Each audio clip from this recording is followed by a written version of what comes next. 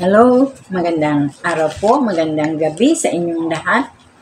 Ito po ang inyong ka-issue na ako po inyong samahan sa ating programa. At bago po tayo magpatuloy, maaari na po tayong mag-subscribe sa ating YouTube channel, Madam Issue na dapat alam mo.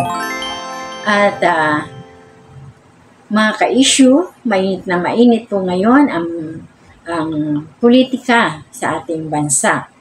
Ito po ay dahil sa inihaing impeachment case laban sa ating Vice President Sara Duterte.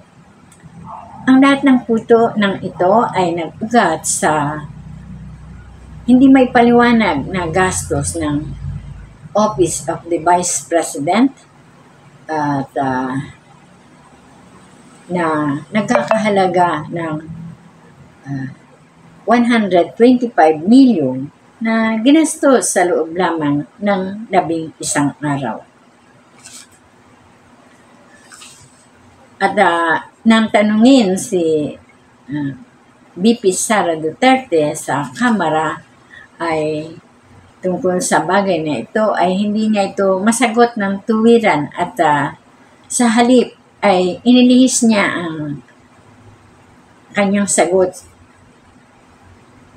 tungkol sa confidential fund at nang siya ay magkaroon ng press conference ay galit niyang sinabi na kanyang huhukayin ang labi o ang bangkay ni former President Marcos Sr. at ito itatapon niya sa West Philippine Sea.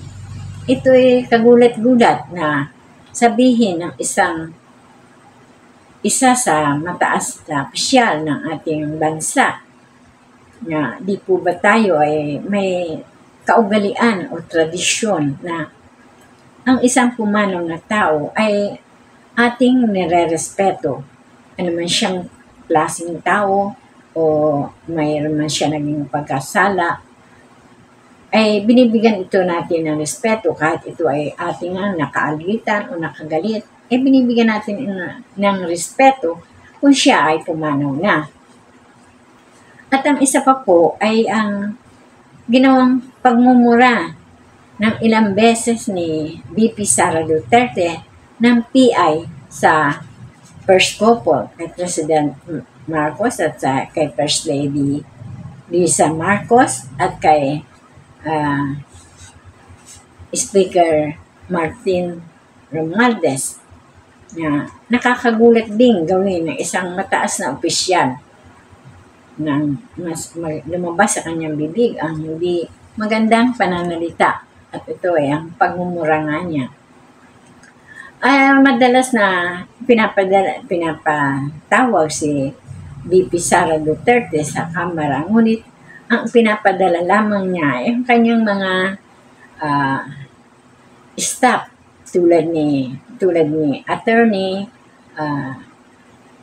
Zuleika Lopez na kanyang Chief of Staff sa OVP at si Gina Acosta at siyang sumasagot sa mga tanong sa Kamara.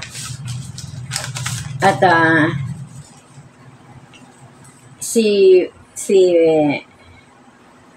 Attorney Zuleika Lopez ay siyang in charge sa pagre-release ng pera na kanilang withdraw sa Land Bank na nagkakahalaga nga ng 125 million peso.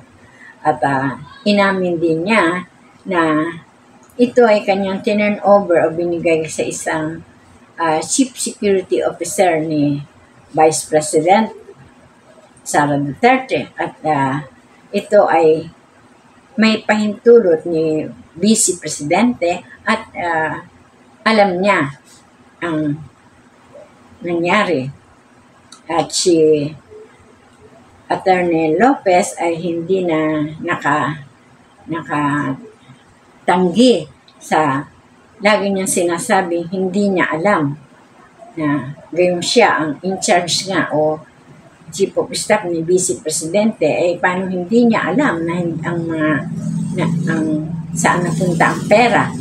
Kaya wala na siyang nagawa kundi umamin na ibinigay nga niya sa Chief Security Officer ni VP Sara Duterte.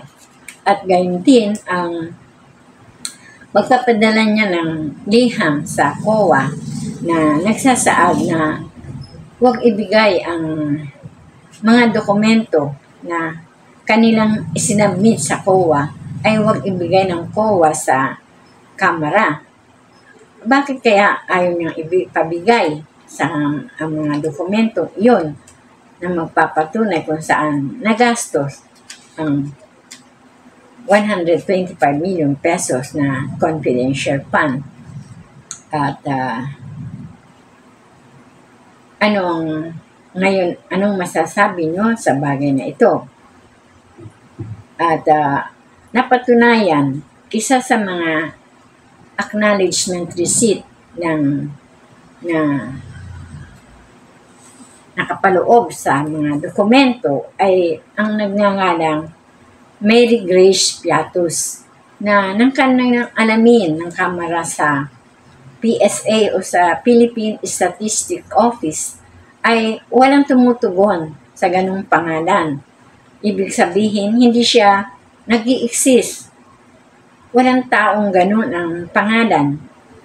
May walang birth certificate o marriage certificate na magpapatunay na siya ay merong Mary Grace Piatos pero wala nang makita sa PSA. At marami pang iba na kaduda-duda at questionable na mga receipt na para bang sinasabi din sa Kamara na parang iisang tao lang ang pumirma dahil pati ink nito ay halos magkapareho. Kaya ano pong masasabi nyo tungkol dito na sa mga dokumentong questionable? Kaya pala ayaw ipadala sa Kamara. Ngayon ay 5 grupo ang naghain ng impeachment case laban kay VP Sara Duterte. Ito ay ang Makabayan Black at ang ACT Teachers at ang Makabayan Black, ACT Teachers at saka Gabriela at iba pa.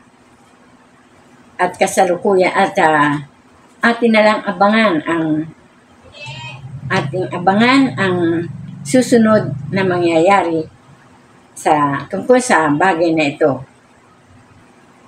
Mga ka-issue, tayo na lang ay malalaman na lang natin ang mangyayari sa susunod na kabanata. At hanggang sa muli, ang inyong ka-issue, ako po ay nagpapaalam at maraming salamat sa inyo pakikinig at panonood sa ating programa. Hanggang sa muli,